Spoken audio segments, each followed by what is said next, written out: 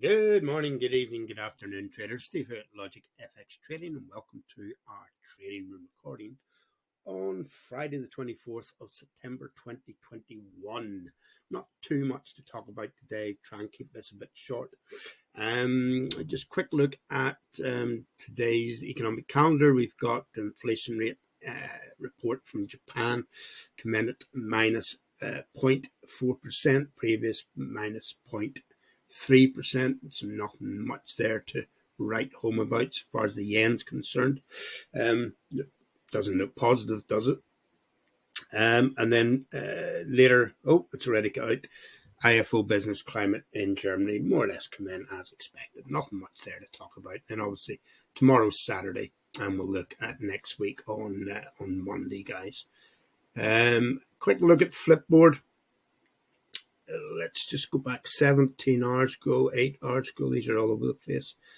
1 day ago. Okay, Asian shares mixed in China, developer virus concerns. Obviously, everyone's still keeping an eye on Evergrande. Is it Evergrande? I think it's called. Not out of the woods yet, although the Chinese government have made moves to reassure the markets. Obviously, they don't want to see a crash. So we'll just have to see how the world markets respond to that. Hopefully it's positive, guys, because I am exposed a little bit to the Chinese market in the NASDAQ, but nonetheless Chinese stocks, the likes of Baidu and Alibaba, NEO, I think that's the three that I'm exposed to. Three unstoppable stocks that could create lasting generational wealth. That's a big claim. But you always get big claims from Motley Fool. How do you get rid of this? So let's just go. I agree. I don't know what I'm agreeing to, but there you go. Okay. What are they talking about here, guys? Industrial software company, PTC, Trimble, Honeywell International. The downside to this, yes, this is great, and we can learn about these individual companies, and we'll go through this at the weekend. And if there's anything worth talking about, we will start from Monday onwards doing individual, little 10-minute videos of individual stocks, guys. And these are the sort of places that will pick up the guide. Obviously we go through the things that we've traded before, the things we know about, but also any new companies that I haven't come across before, we can pick up from here. But you do need to do your due diligence, obviously, before trying to invest in any of these. But it's a good little place to find, nods in the right direction. 17 stocks flash buy signals as market revs higher. Now, guys, don't pay much attention to the headlines. They're there to sell the story. We accept. I don't know what we're accepting, but we accept it. Give us access. So the 17 stocks they're talking about. Salesforce with Dell. That's a new one to me, guys. At Core, I think. Accenture, Devon Energy, Square. We've invested in Square before. Denby. O'Reilly Auto, I doubt that I'll be able to invest in that. Moderna, we've invested in that in the past. Bank of America, we've invested in that in the past. AMD, we've also invested in that. Microsoft, obviously. Alphabet, obviously. So they're making a case, and there's Costco as well there, guys. They're making a case for these stocks yet again. It's a source of, to start. Let's have a look at these, and then we go through our due diligence, come up with a decision, and decide whether it's yes right now, today, which is usually unusual to come up with that, or if price drops to here, or if price does that, or if the chart does that, then maybe we look at these things. So there you have it. Remember, you guys can go on to, this is Logic FX Trading Flipboard. Go on to Flipboard, search Logic FX Trading, and you'll see everything that I flip on a daily basis. Things that paint a picture, guys. And I get the information from here and just read through these, usually throughout the day. Anytime I've got 10 minutes, 15 minutes to spare, I'll just flip through flip any that I think are pertinent to us, and then, maybe an hour or two later, flip through it again. So there's a constant stream of news stories coming in here, guys. Okay. Where were we? I saw a story about NTFs there. Why NTFs are so appealing, how anyone can start learning for free. Guys, I don't know a lot about NTFs. We did talk about them a few months ago whenever they hit the headlines. Non-fundable tokens. I've looked a little bit more into it since, so I watched a couple of little videos, and it's the whole idea of buying something. Well, there's a little piece of art, people are producing these little things, but they produce collections of them. And anything, I think, anything that's on the internet can be turned into a non-fundable token. Any iconic image, so long as I think you have to own the image, and then you can turn it into, as I say, I'm not exactly sure on how this goes, but I'm pretty sure the person that owns the image or what have you will have the rights to produce the NTF. That could be wrong, but just getting on to things like this, there are people out there producing little icons, etc., and they produce little collections of them, and you kind of go, well, what are you talking about? You're paying. Obviously, we hear about the ones where people pay hundreds of thousands or millions for a particular NTF. But the real market for the likes of you and I, from an investment point of view, would probably be at the lower end. We are buying an NTF for a few dollars, or $10 or $20, maybe $100. And you think, well, why would you do that? It's about the desirability, like anything. Why has anything got a value? It's to do with other people then wanting it to buy it off you because you have it. Maybe they have a collection and you have the one that they don't have. Obviously, I think they go through auctions, or people can, they offer you money for it. So you buy something for $100, and maybe next week someone offers you $150 for it. That's the type of thing, guys. Not an expert in it, but I will look into it, and if I think it's worthwhile starting to invest in, then we'll talk about it more, guys.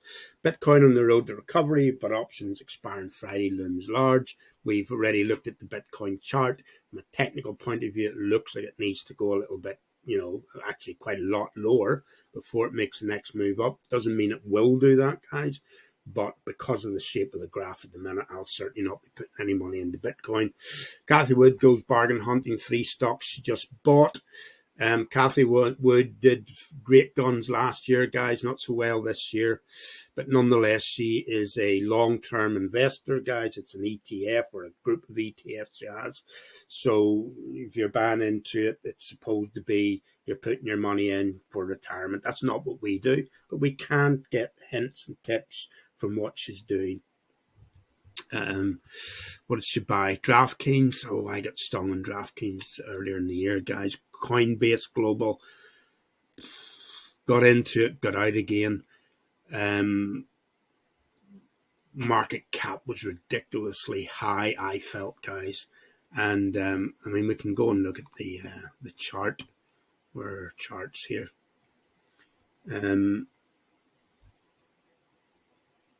Coinbase, go down. Hope this is alphabetical.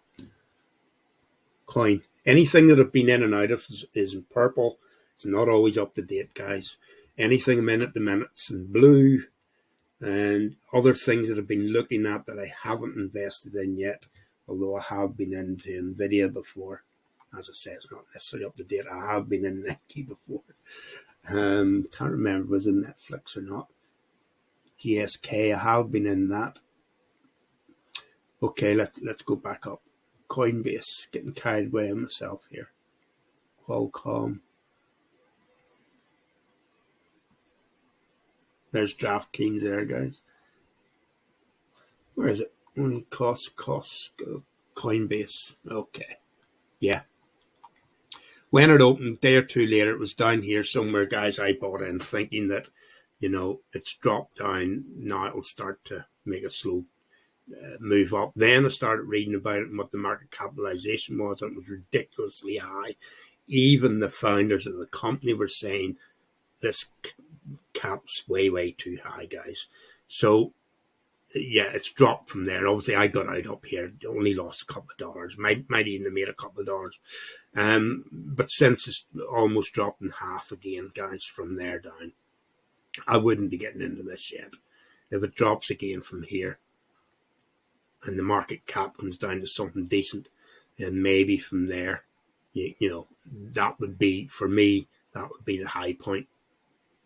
I could be completely wrong, but I'm not going to risk money in that, guys. So let's forget about what Kathy Wood's just done. Remember, Kathy's investing for the future. She believes in DeFi, which I suppose we all do. And she's thinking, well, we're getting in cheap here because in 10 years' time it will be here or higher, which is fine if you've billions of cash lying around, guys. We obviously don't. Therefore, we're trying to move our money in and out of things. So the idea of sitting in something for 10 years while it does something like this, you know, and eventually get somewhere, that's not for us. Okay. Genie Sports, don't know anything about them. Coinbase, obviously DraftKings as well. Got stung with DraftKings when we had a big drop at one stage, and I think it was over here, and I got myself out. What date was that? March. Yeah, I can't remember, guys. It had come off highs. I don't know whether it was there or in here somewhere, and then off it went. It might have been around here. I've got a feeling it was around April time. Yeah, so obviously if it had stayed in through there, we would have made our money back. But on the day that it was dropping, or the few weeks that had gone into the red, I just decided I could do something better with the cash. When markets are moving against me, guys, I take money off the table. I usually take it off in the green. The odd time I take something off, small amounts in the red. And very rarely, if something goes below 30%, I might just take the money off the table, guys. And either hold it in cash for a while and look for something better or put it into something else. But I haven't done that for a while. Okay, let's see what else we've got here. We'll talk more about MTFs in the future. Growth stocks gearing up for more gains. You can look at that. I've heard this being, I've heard the name of this over and over again. I keep forgetting. Evergrande, I suppose. Chinese banks try to calm fears about developers' debts. Talking about Evergrande. Stock market is wavering as bond yields climb, and Evergrande fears pause. Perfect storm threatens to engulf the Bank of England. We did say yesterday about it wasn't too keen on investing in the pound. US Treasury yields edge higher as Evergrande concerns ease. Yeah, okay. So I would say at the moment, there's a lot of storms out there, but at the moment they're maybe a month or two away. So we might be okay for a little while. We might see a little bit of upside. We'll look at the chart now, guys. So let's just go over to our currency and our FX and market charts here. So that's where we were. We've talked a lot about this recently. Talked about it a lot yesterday and the day before. I get the feeling that this is a 5-wave move up, guys.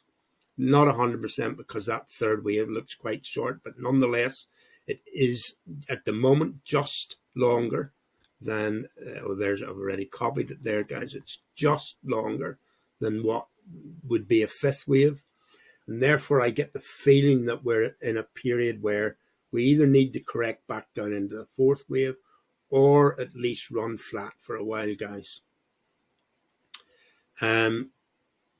So we'll not necessarily see a downside here, but what I'm saying is I don't see this continuing to do that. Can it do that? Well, certainly it can, but I don't see it. Too many headwinds, guys, and the technicals for me say I don't see a reason at the minute for a big drawdown, guys. So I think the market will run flat for a while. And maybe something goes wrong later in the year. You get a black swan event, and that could be the catalyst to bring us back down into this fourth wave area. And if we get something like that, then once it's settled, maybe it takes a month or so, a few weeks. Once it's settled, then we'll find a lot of bargains. We can start trading up again, guys. So at the minute, I've got 43% in cash, just waiting to feel confident to start buying in again, guys. Dow Jones flashed down during the week and flashed back up again yesterday.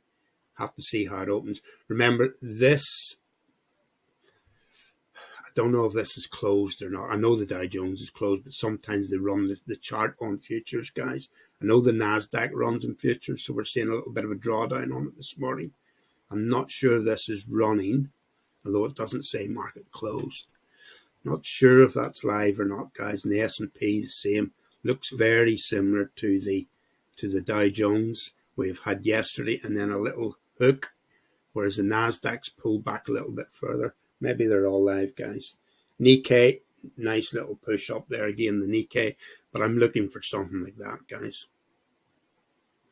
UK, little hook. So today's maybe a little bit of profit taking after the move up yesterday. Or, maybe not profit, maybe people taking some money off the table. Unwinding leverage positions, guys. So they all look the same today. Pull back, other than Chinese, obviously, because it didn't look like the American and European markets anyway. Where's that alarm line, guys? Oh, it's in here somewhere. Nope, that's it there. Oh, we have two alarm lines there. Let's get rid of that one.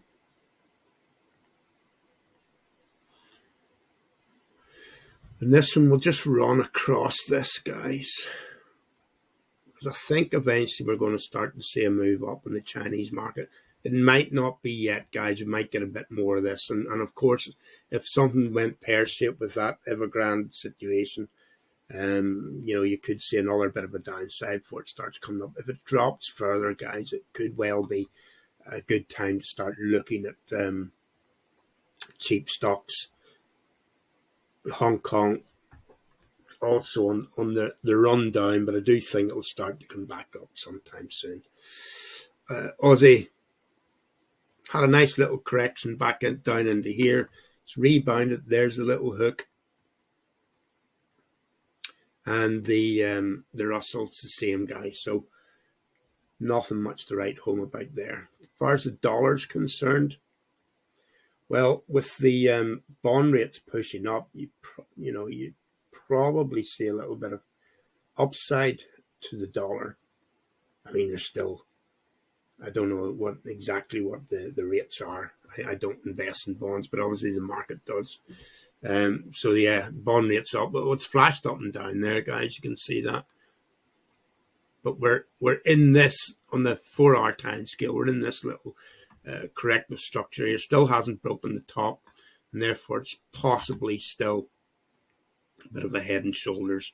And wouldn't be surprised if we got a bit of downside to it. At the moment, I'm still not sure enough to start trying to trade the dollar short, particularly not with bonds going up. So we'll just have to wait for that one, guys. I used to jump in and out of these all the time, but as I said, over a long period of time, I realized that I was over trading, and therefore you were winning some and losing some and working very hard to come out even. So what I do now is I hold on, and if it takes weeks or months, guys, I hold on until I'm sure of something, and then we start doing multiple trading on it, guys. Euro US, obviously this will wait for the direction of the dollar. What we talked about yesterday was possibly going up. At the moment it's pulling back, but on the higher time scale, we'll have to see. If the dollar starts to drop, then we'll get some opportunities here, guys. Same here, it didn't break yesterday. Nothing's changed since yesterday, really, guys, from a point of view of our views of these. Looking for the dollar to drop. Could be wrong. dollar yen, a bit of weakness in the yen, and therefore I don't know that the dollar yen would be the best thing to trade. But yet again, guys, look, there's a bit of a head and shoulders going on there. Maybe you include that whole thing. But I would leave that one out. There'd be better things to trade the yen against, unless the dollar goes long, in which case, obviously, then that trade would come into play. Oh, sorry. Unless the dollar went long, then that trade would come into play. But not at the minute. US Swiss, still looking for that to drop, guys. Gold.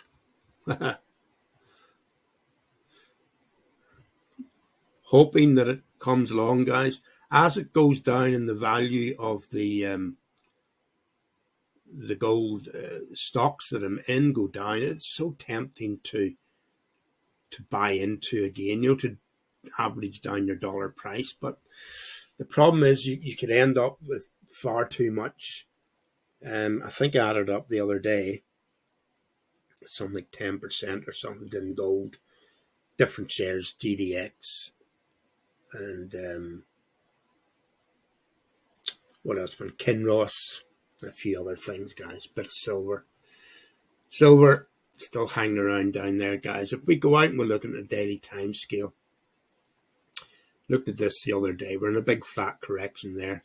Can it drop? Well, certainly it can, but I'm kind of hoping that it moves back up into there at some point. And that will be whenever the stock market does its correction, guys. Unfortunately, we don't know when that's going to happen. So if it started happening tomorrow, I'm covered. And it's an insurance policy which hasn't paid out yet, guys. And it's holding me back because I got involved in it. But I got involved in it because going back a few months ago, it looked like we were going to get a major correction. And I shifted some into metals and mining companies, etc.,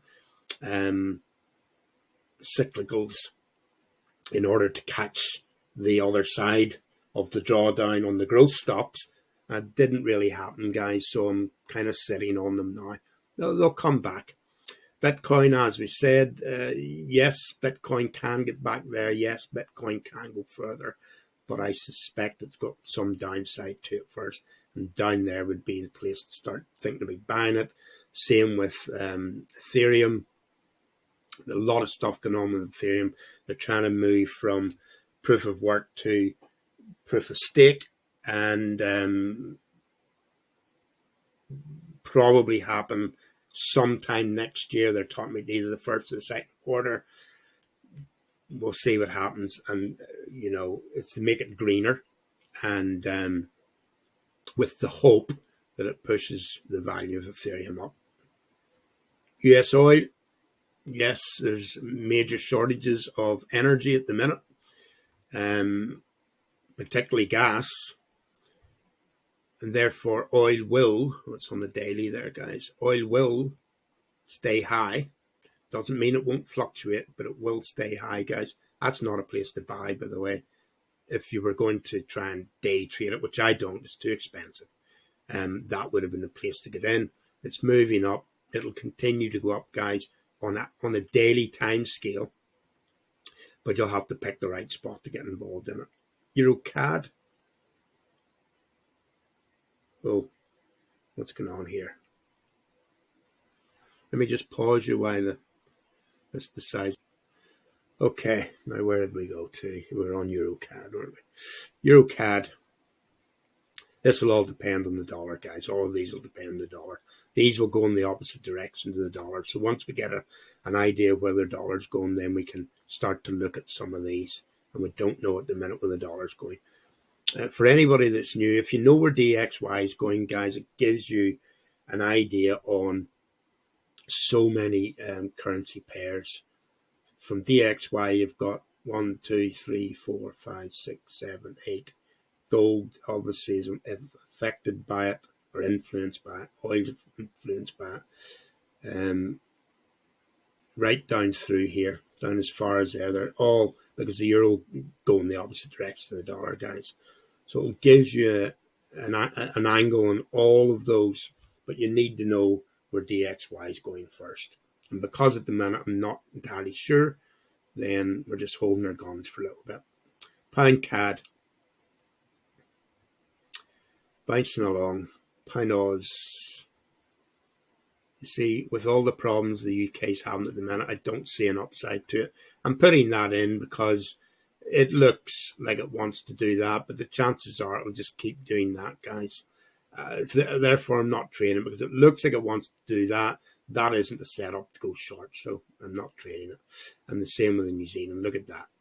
If you were trading this over the last September, the whole of this month, guys, you'd be nowhere. Waste of time.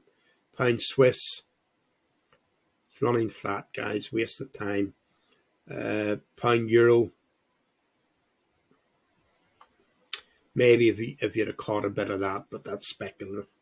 Pound Yen, well, that's the weakness in the yen coming in there rather than strengthen the pound, guys. So I wouldn't trade the yen against the pound. Let's wait for the dollar, and then that'll give us, a whole host of things to trade, guys. Well, let's see. Aussie Yen, that's that same little move up or move down in the end, should I say. Maybe there's a trade there. I think we talked about that one yesterday. Aussie New Zealand, waiting for this to finish what it's doing, to start moving long, then we'll trade it up. Aussie Swiss, don't know. Aussie CAD, don't know. Never trade that because I never know where it's going.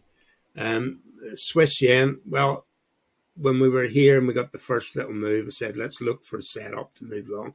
Problem is, sometimes they don't give you setups. That's looking like a little running flat to me there. We were looking for a little zigzag.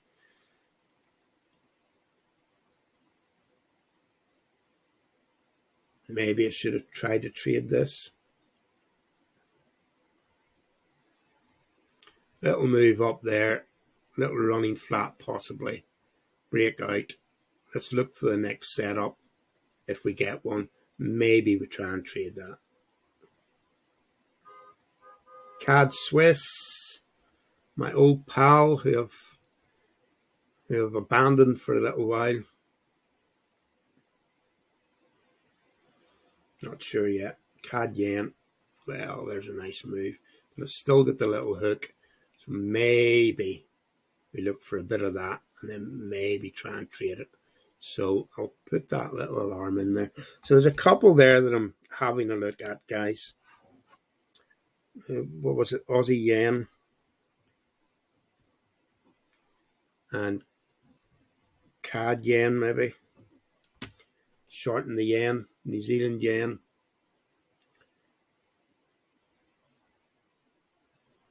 Okay, what we were saying the other day was that this could extend down kind of into this region and then come. But obviously, if you weren't wanting to miss the breakout, then maybe you get in there.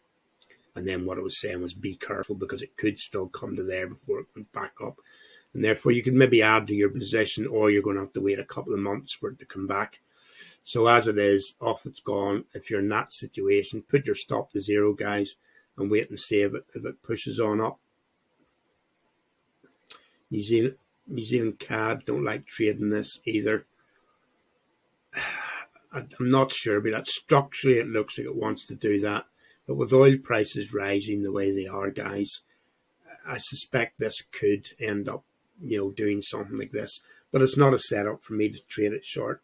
New Zealand Swiss.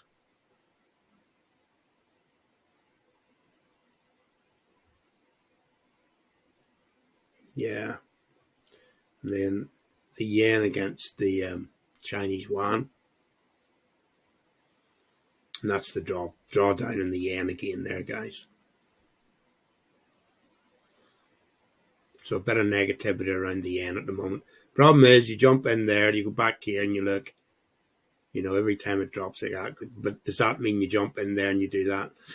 No. If I thought the yen was going to strengthen and we'd just a short-term pullback, I'd be saying, hey guys, we've come down into this level. Let's start looking to trade this long. But at the moment the yen seems to be doing the opposite. So the trend is possibly in that direction. It's come up and it's going to do that. but I don't see that as a setup. If it comes down, breaks through there and gives us a pullback, then maybe we trade it from there. Okay, guys, that'll do for the day and for the week. I'm getting myself back into it, getting up to speed, catching up with the month or so that I was off. So we'll get more done next week, and we'll slowly but surely get back on track. Okay, bye for now. Have a great weekend.